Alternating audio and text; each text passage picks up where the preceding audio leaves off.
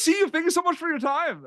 Oh, it's good to see you. Thank you for your time. Absolutely. You are incredible in this movie. Congratulations. Oh, thank you. I'm so glad you feel that way. And it's interesting because I feel like, it depends on the project, but with this one, with I.S.S. specifically, how conscious are you of the audience member watching the movie while you're making it? Or does that kind of happen after? Because I was stressed the entire time, to be honest with Yeah. you. I mean, I was kind of stressed making this movie, to be perfectly honest. But that was simply because I'd never done anything like it before. And so the audience stress came in well after I was done shooting the proverbial thing. But we had a really good time. I learned a lot, and gosh, I'm really thrilled you like it. That feels like a good start. Yeah, but I feel like, I don't want to go into big spoilers and anything, but obviously the no gravity, the floating, but just there's no room. Like people are trying to get away from each other. There's no room at all. Like it's so stressful. I know. It's such a claustrophobic, environment. And I think our understanding of what's going on in space and what we know of the ISS is actually quite limited.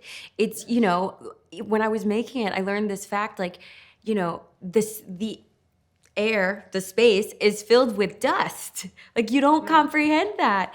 But those little things and being in such a small, tight space it heightens everything.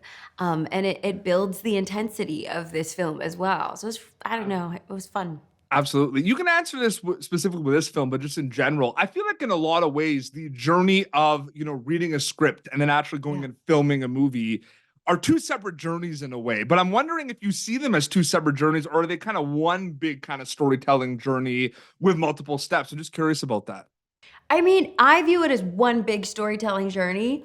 And, but the journey has like steps or chapters, like you say. And, the first step is reading a script, falling in love with it, and seeing what I can personally do to help it along the way. And then when you get there, it's kind of like all bets are off. You're almost starting over. And for me, it's always a trust game. And I literally just gave my being and this character to Gabriela Cowperthwaite and said, lead me.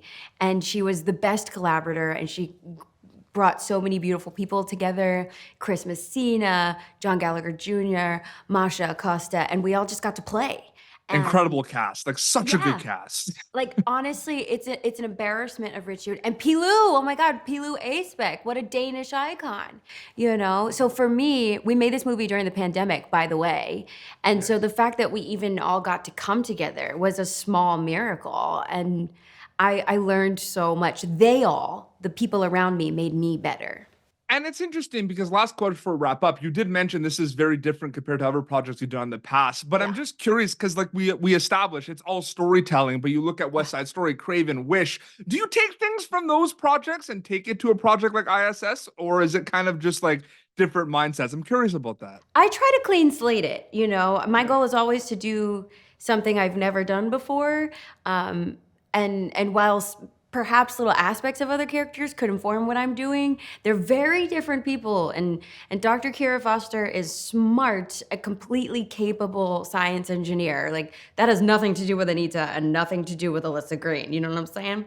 So, the intensity of this, the Hitchcockian nature, like you might have felt that in West Side Story, like some of that intensity, but I was stressed in West Side Story 100%. I was stressed in that. But this to me was like next level, and we're doing it in proverbial outer space, Absolutely. So yeah. I thought it was awesome. In theaters nationwide, January 19th. That's I.S.S. Ariana, it was an honor and privilege to speak with you. Thank you so much for your time.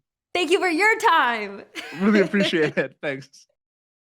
Thank you for tuning in to Popternative. Make sure to check out our past episodes of Popternative on YouTube. This has been an Autograph Communications production.